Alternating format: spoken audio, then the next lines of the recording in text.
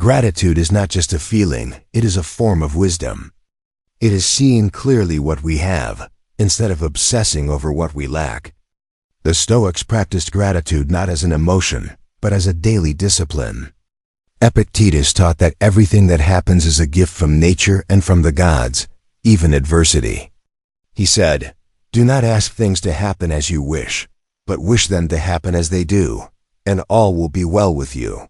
This was his version of gratitude, not thanking fate only for pleasure, but also for pain.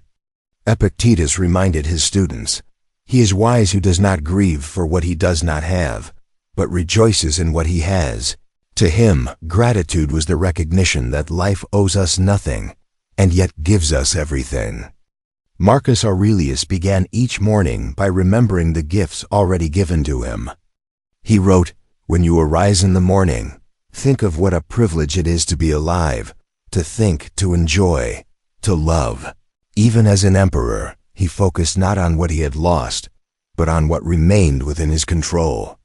He said, "Do not indulge in dreams of having what you do not have, but reckon up the blessings you do possess, and thankfully remember how you would crave for them if they were not yours." That is the purest form of gratitude, to see the ordinary as extraordinary. Seneca believed that gratitude is the richest form of wealth. He wrote, "Nothing is more honorable than a grateful heart." He saw gratitude as a moral duty, a way to stay humble in fortune and dignified in loss. He said, "We should give thanks to fate for everything, because even what seems harsh teaches us something good." To Seneca, gratitude transforms even suffering into a teacher of wisdom. How to practice gratitude the Stoic way. Step 1. Begin and end each day with thanks. In the morning say, "Thank you for this breath, this body, this moment." At night reflect, "What went well today? Whom did I meet with kindness?" Step 2. Thank adversity. When something goes wrong, say, "Thank you for this test, it will make me stronger." Step 3. Notice small blessings. A sip of water, a sunrise, a gentle word. These are miracles we overlook. Step 4. Express it. Say thank you often, not just to others, but to life itself. Gratitude grows when spoken aloud. Marcus Aurelius wrote, "Take full account of what excellencies you possess, and in gratitude remember how you would crave for them if they were not yours." Epictetus said, "He who is grateful is wise, for gratitude is the only true measure of wealth." And Seneca reminded, "He who receives a benefit with gratitude repays the first installment of it." So today, pause. Look around you, not for what's missing, but for what's already here. Your breath, your mind, your ability to love, to think, to endure. These are gifts beyond measure. Say quietly to yourself, "Thank you for this moment."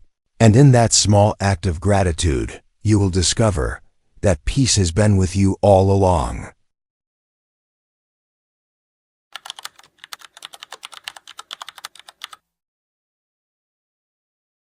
We spend much of our lives fearing loss, the loss of people, possessions, youth, or time. But the Stoics discovered something profound. When you imagine losing what you have, you begin to love it more deeply. This is the practice of negative visualization. It turns fear into gratitude and anxiety into appreciation. Epictetus taught his students to remember the impermanence of everything. He said, "When you kiss your child, say to yourself, 'Tomorrow they may die.' This does not mean you should love them less, but more, for love that remembers mortality is pure." To Epictetus, every moment was borrowed, and gratitude was the only proper response. He reminded his followers, "It is not things themselves that disturb us, but the view we take of them. By imagining their loss, we learn to see their true worth." Marcus Aurelius practiced this daily. He wrote, "Think of yourself as dead. You have lived your life. Now, take what's left and live it properly." He didn't meditate on death or loss to feel despair. He did it to awaken urgency. When you realize how fragile life is, you stop wasting it. He said, "Soon you will have forgotten everything, and everyone will have forgotten you. This is not a reason for sadness, but a call to presence, to cherish this brief spark called life. Seneca wrote to his friend Lucilius, "Rehearse death in your mind every day, for by doing so, you will learn to despise fear." He believed that by imagining disaster, we remove its power to surprise us. He said, "He robs present ills of their power who has already conquered their coming in his mind. The wise man suffers less because he is ready for everything." This practice does not make you pessimistic, it makes you unbreakable. How to practice negative visualization. Step 1. Choose something you value. It could be a person, a place, a possession, or even your health. Now imagine losing it. Step 2. Let the feeling arise. Feel the sadness, the emptiness, then return to the present moment. Step 3. Appreciate what remains. Realize how lucky you are that you still have it here and now. Step 4. Prepare for impermanence. Say quietly to yourself, "This too will pass," not with despair, but with wisdom. Everything you love is temporary, and that is what makes it beautiful. Marcus Aurelius wrote, "Loss is nothing else but change, and change is nature's delight." Epictetus taught, "When something is taken from you, give thanks for the time you had to enjoy it." And Seneca reminded us, "He lives badly who does not know how to die well." So today, close your eyes for a moment.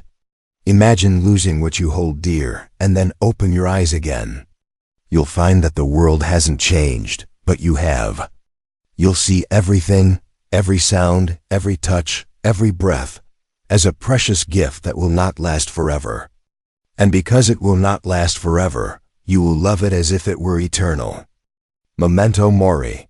Practice negative visualization. And live gratefully.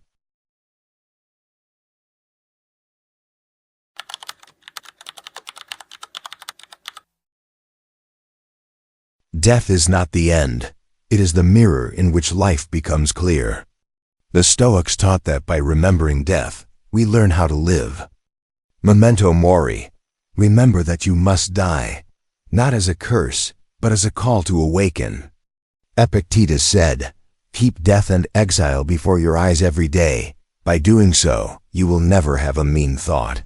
He meant that the memory of death purifies the soul. When we remember that life is short, our anger fades, our pride softens, and our priorities become clear. Epictetus said, "I cannot escape death, but I can escape the fear of it." To live well is to prepare to die well, calmly, honestly, without regret. Marcus Aurelius wrote often about death, not with dread, but with serenity. He said, "You could leave life right now. Let that determine what you do, say, and think."